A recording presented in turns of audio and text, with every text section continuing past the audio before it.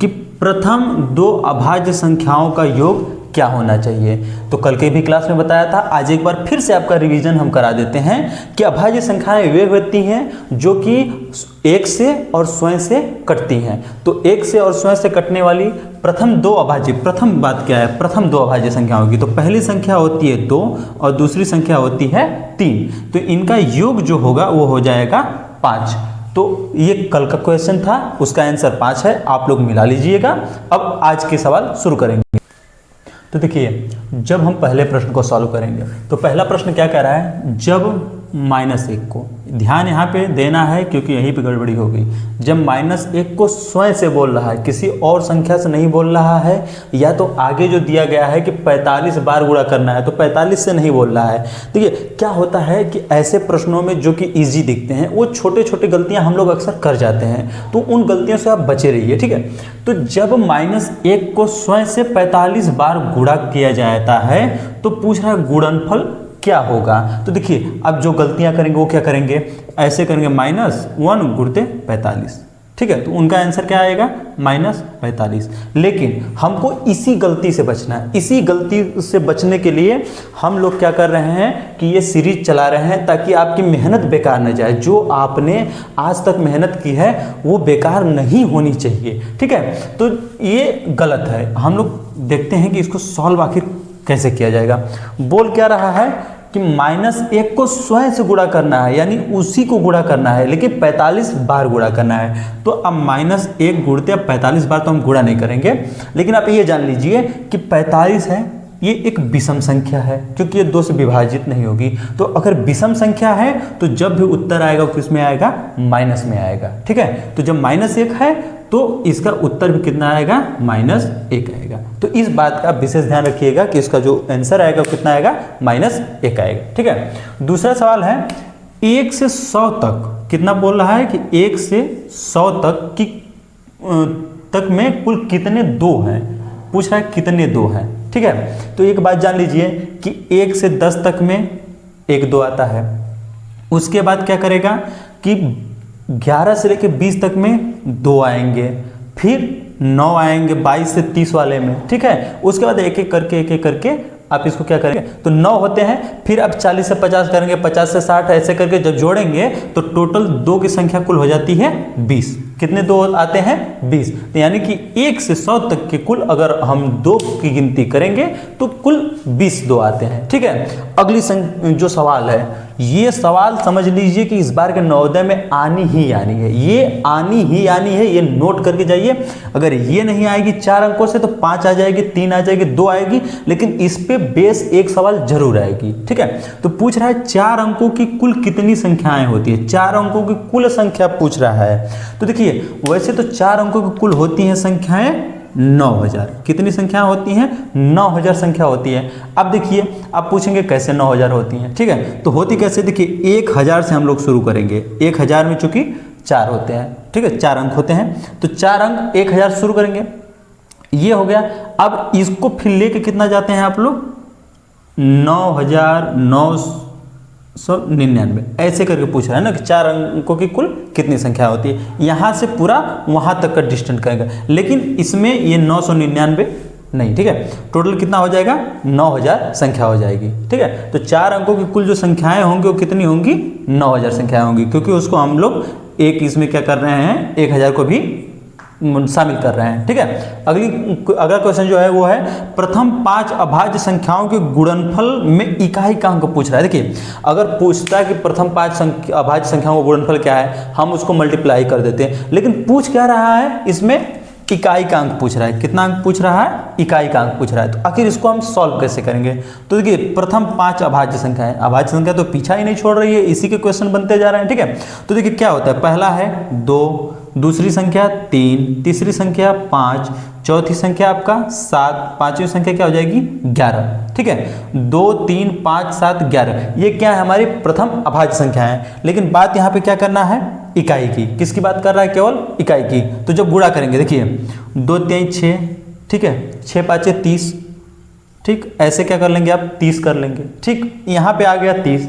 अब देखिए पूछ रहा है इकाई, तो हम बस 0 को ले लेते हैं, दहाई के अंक को क्या करेंगे हम लोग इरेज कर देंगे, हटा देंगे, मिटा देंगे वहाँ से। ठीक है, तो उसके बाद क्या करेंगे गुणते 7 गुणते 11, ठीक है, गुणे 7 गुणे 11। तो ये क्या है, जब आप समझते हैं कि किसी भी संख्या से जब अगर आप 0 का गुणा करेंगे, अगर आप 0 का गुणा कर रहे हैं तो उसका रिजल्ट हमेशा क्या आता है 0 आता है। तो इस हिसाब से क्या होगा कि प्रथम 5 अभाज्य संख्याओं के गुणनफल का इकाई अंक क्या हो जाएगा हमारा 0 हो जाएगा। ठीक है, तो चलिए आगे का क्वेश्चन देखते हैं। देखिए अगला जो प्रश्न है 5 नंबर का क्वेश्चन, उसमें क्या पूछ रहा है कि 25 के अभाज्य गुणनखंड की कुल संख्या पूछ रहा है। तो पहले हम लोग ज्ञात करेंगे कि 25 के गुणनखंड कितने हैं। तो अगर वैसे हम देखें तो 25 के जो गुणनखंड हैं वो कितने हैं, 1, 5 और स्वयं 25। इसके अलावा 25 का गुणनखंड अभी मत ज्ञात करिए, ठीक है, इतना काफ़ी है। तो देखिए इसमें क्या है, पूछ रहा है कौन सा अभाज्य गुणनखंड। अभाज्य गुणनखंड अगर पूछ रहा है, ठीक है, तो अभाज्य की बात हुई थी कि वह संख्या जो 1 से और स्वयं से विभाजित हो। 1 यहाँ पे हो नहीं सकती, 25 1 5 और 25 तीनों से हो सकता है, तो बचा कौन 5 जो कि 1 से और 5 से दोनों से विभाजित होता है। तो 25 का जो अभाज्य गुणनखंड है उसकी कुल संख्या पूछ रहा है, तो 5 नहीं, कुल संख्या कितनी हो जाएगी 1 हो जाएगी। मतलब केवल एक 25 के अभाज्य गुणनखंड की संख्या है। ठीक है, और बाकी गुणनखंड तो बहुत सारे हैं। ठीक है, आगे देखते हैं, 2 क्रमागत अभाज्य संख्या जिसका अंतर 2 है उसको क्या कहा जाता है। ठीक है, तो पूछ रहा है कि 2 क्रमागत संख्याएं होनी चाहिए। ठीक है, और संख्याएं कैसी होनी चाहिए, संख्याएं अभाज्य होनी चाहिए। ठीक है, तो 2 क्रमागत अभाज्य संख्याएं होनी चाहिए और उनका अंतर जो है क्या बता रहा है कि 2 होना चाहिए। तो ऐसी संख्याओं को क्या कहते हैं, तो ऐसी संख्याओं को हम कहते हैं जुड़वा अभाज्य। क्या कहते हैं, जुड़वा अभाज्य, या इसी को हम लोग कहते हैं सह अभाज्य। क्या कहते हैं इसको हम लोग, सह अभाज्य कहते हैं। आगे हम लोग देखेंगे सवाल, देखिए बहुत ही महत्वपूर्ण है, बेसिक है, बहुत ही महत्वपूर्ण है, लेकिन यहाँ पे भी कुछ बच्चे क्या करते हैं, गलतियां करते हैं। बोल रहा है कि 7328 यानी कि 7328 प्लस a, ठीक है, बराबर 2493 प्लस 7625 हो। तो किसकी वैल्यू ज्ञात करने की बात कर रहा है, वैल्यू ज्ञात करने के लिए बोल रहा है ए की वैल्यू हमको ज्ञात करनी है। बेसिक अगर आप बोर्ड मास का रूल लगाएंगे, ठीक है, या तो प्लस माइनस इक्वल टू के बाद वाला भी अगर रूल लगाएंगे तो इसका आंसर आप चुटकियों में हल कर सकते हैं। तो देखिए कैसे करेंगे हम लोग। ठीक है, यहाँ पे ए है, पहले सबसे पहले हमको 2493 और 7625 को जोड़ना पड़ेगा। तो इसको चलिए जोड़ते हैं। ठीक है, तो देखिए 5 3 जोड़ेंगे कितना आ जाएगा, 8 आ जाएगा। 9 2 11 यानी 11, 11 में 1 लिखेंगे 1 हासिल, 6 4 10 1, 11 को 1 फिर 1 हासिल, 7 2 9 1 10। तो ये कितना आ गया 10,118। अब क्या करेंगे, यहाँ पे लिखते हैं हम लोग a इक्वल टू, अब ये जो 7328 है, 7328 इसको इधर लेके आएंगे और इसको क्या करेंगे, घटा देंगे। 7328 को माइनस कर देंगे, क्योंकि जब कोई संख्या इधर प्लस में है वो इक्वल टू के उस साइड जाती है, बराबर के उस साइड जाती है, तो किस में हो जाती है, माइनस में हो जाती है। ठीक है, तो अब इसको घटाएंगे, जब हम लोग घटाएंगे तो देखिए क्या प्राप्त होगा, 8 में से 8 जाएगा 0, 1 में से अगर 2 नहीं घटेगा तो इसको कैरी दे देंगे, तो 11 में से 2 जाएगा 9, यहाँ पे हो गया 0, 10, 10 में से 3 जाएगा 7 और यहाँ पे बचा 9, 9 में से 7 गया 2। तो इसका जो सही उत्तर है वो हमारा कितना हो जाएगा, 2790 हो जाएगा। ठीक है, अगला क्वेश्चन है, जब -1 को -1 से -1 से कितनी बार गुणा करने के लिए बोल रहा है, 100 बार गुणा किया जाए, तो उसका पूछ रहा है गुणनफल क्या होगा। देखिए अभी जब हम लोग पहला क्वेश्चन कर रहे थे तो उसमें बात हुई थी कि 45 को, जब -1 को स्वयं से 45 बार गुणा किया जाए तो उसका आंसर क्या आ रहा था। तो हमने बताया था कि विषम संख्या है, और अगर विषम संख्या है तो वो हमने बताया था कि वो माइनस में उत्तर आएगा। तो आप अगर यहाँ पे देखेंगे कि सम संख्या है तो इसका तो भी भाई प्लस में उत्तर आना चाहिए। लेकिन एक चीज और थोड़ी सी ध्यान देंगे कि बोल रहा है, वहां बोला था -1 को स्वयं से, यहाँ बोला है -1 को -1 से गुणा करेंगे। ठीक है, तो जब -1 को -1 से गुणा करने के बाद बोल रहा है तो इसका भी उत्तर कितना आ जाएगा, -1 आएगा। ठीक है, तो चलिए अगला क्वेश्चन देखते हैं। तो चलिए क्या करते हैं, कि आप लोग देखिए ध्यान से पढ़ते रहिए, ठीक है, वीडियो में बने रहिए। और अगर कोई क्वेश्चन आपको ऐसा लगता है कि नहीं हाँ इस क्वेश्चन में आंसर ये नहीं कुछ और होना चाहिए, ठीक है, या तो हमको इस जगह पे डाउट है कोई सी भी क्वेश्चन में, तो उसको आप लोग क्या करिए ना कि कमेंट करिए। अगर आप कमेंट करेंगे तो उसका सोल्यूशन तुरंत आपको दिया जाएगा। और साथ ही साथ हम वीडियो के लास्ट में आपको अपना फ़ोन नंबर भी देते जाएंगे, ताकि अगर आप व्हाट्सएप ग्रुप से जुड़िए तो किसी भी लेक्चर में अगर आप पूछेंगे तो उसका आपको तुरंत व्हाट्सएप पे आंसर दिया जाएगा। वीडियो पे चलते हैं नेक्स्ट क्वेश्चन पे।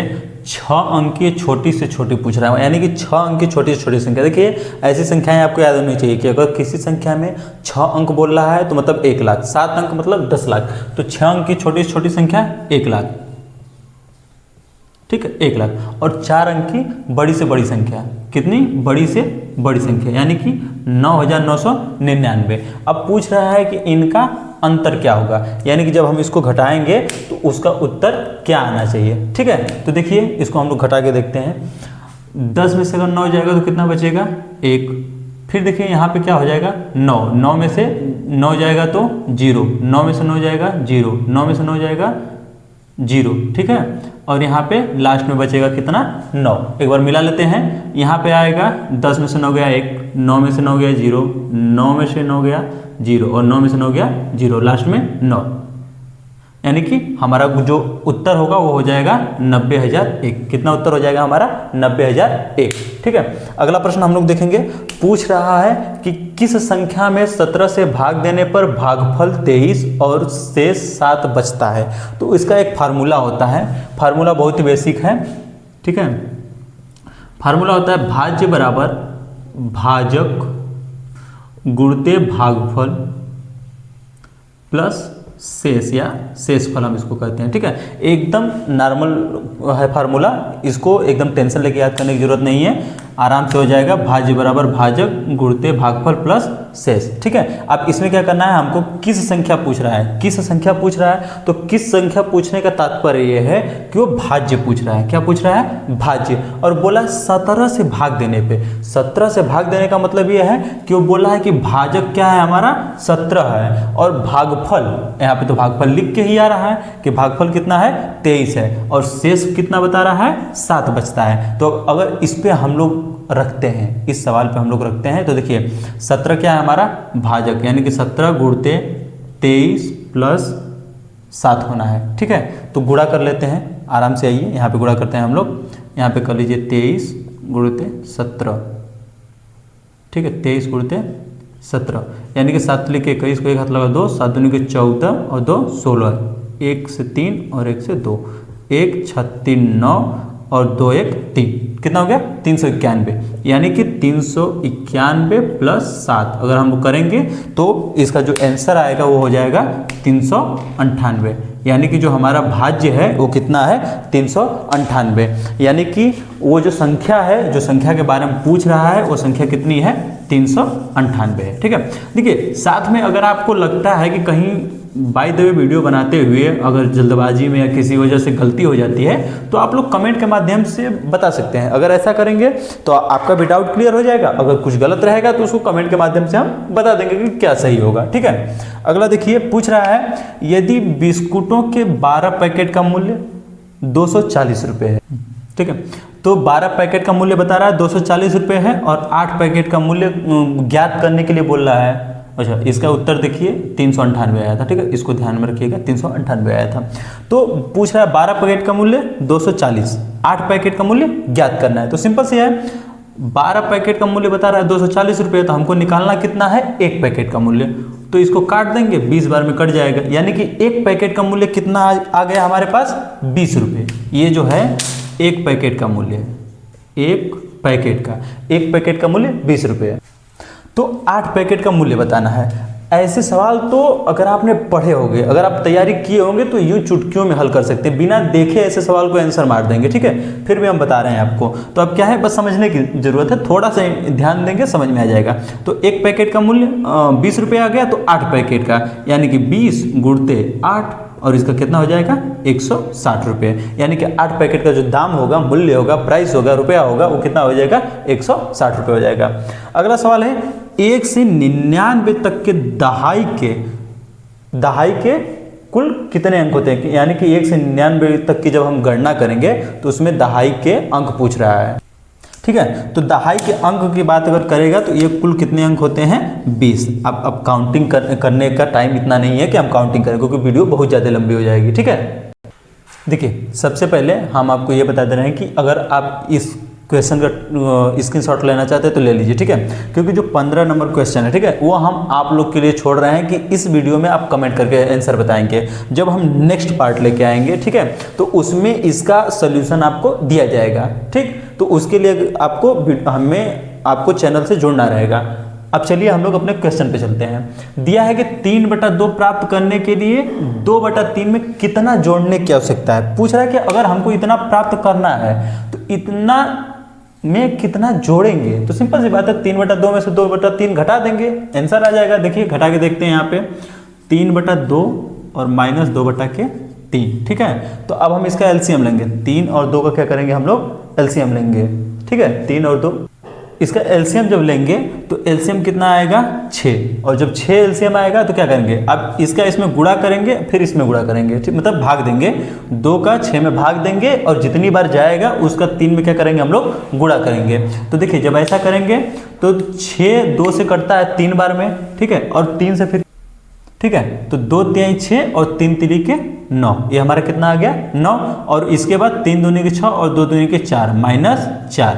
तो जब इसका उत्तर आएगा वो आएगा 5/6। यानी कि अगर हम 2/3 में 5/6 जोड़ देते हैं तो हमें क्या प्राप्त हो जाएगा, 3/2 प्राप्त हो जाएगा। ठीक है, अगला और इस वीडियो का लास्ट क्वेश्चन हम लोग बताने वाले हैं। ठीक है, उससे पहले आपको बता दे रहे हैं कि कोई भी डाउट है अगर आपको नहीं आ रहा है तो हमारे व्हाट्सअप नंबर 8090449003 पे आप लोग क्या करें, कांटेक्ट करें। ठीक है, अगर आप इस पे कांटेक्ट करते हैं, हमारे व्हाट्सएप ग्रुप के थ्रू जुड़े रहते हैं और आपका नवोदय में सिलेक्शन होता है तो आपके लिए एक सरप्राइज गिफ्ट भेजा जाएगा। ये ग्रामीण शिक्षा गुरुकुल से जुड़े बच्चों को बार बार कहा जा रहा है, मैं कई बार कह रहा हूं कि अगर आप हमसे जुड़े रहें तो आपको बहुत ही प्यारा और बेहतरीन गिफ्ट आपको होम डिलीवरी किया जाएगा नवोदय में सिलेक्शन के बाद। तो चलिए हम लोग लास्ट क्वेश्चन देखते हैं। ठीक है, गुणनफल 32, 16, 313 में इकाई अंक पूछ रहा है। बात देखिए इकाई अंक की हो रही है तो दहाई हमको लेने की भी जरूरत नहीं है। यहाँ से करिए, देखिए 6 दूनी के 12। ठीक है, और 12 गुणते, अब इकाई अंक ही लेंगे 3, 12 तिहाई 36। अब इसमें भी 3 को क्या करिए, एलिमिनेट कर दीजिए, 3 को क्या करिए, काट दीजिए। इकाई अंक क्या हो गया, 6 हो गया। ठीक है, अच्छा चलिए आपको एक बार फिर से इसको समझाते हैं। देखिए हमको क्या करना है, इकाई अंक ज्ञात करना है, इसलिए हम पहले से इसको क्या कर देंगे, हटा देंगे। चलिए ठीक है, अब बची हमारे पास 3 संख्याएं, 6 तिली के 18, 18 दूना के 36, ये आ गया 36। अब क्या करना है हमको, अब पूछ क्या रहा है, इकाई अंक, तो हमारा 6 क्या हो जाएगा, सही हो जाएगा, और 3 को हम लोग क्या करेंगे, हटा देंगे। तो ठीक है, तो अब इसको हम आपके लिए होमवर्क में रखते हैं। ठीक है, इसको आप लोग भूलिए नहीं। अगर स्क्रीनशॉट लेना है तो स्क्रीनशॉट ले लीजिए, और अगर कोई भी, अगर देखिए अगर जो बच्चा नोट्स बना रहा होगा तो वो नोट्स ना बनाए, अगर जिसको नहीं समझ में आया होगा वो वीडियो पीछे करके देख लेगा, क्योंकि आपके पास अब नोट बनाने का समय नहीं रह गया है। तो बच्चों धन्यवाद।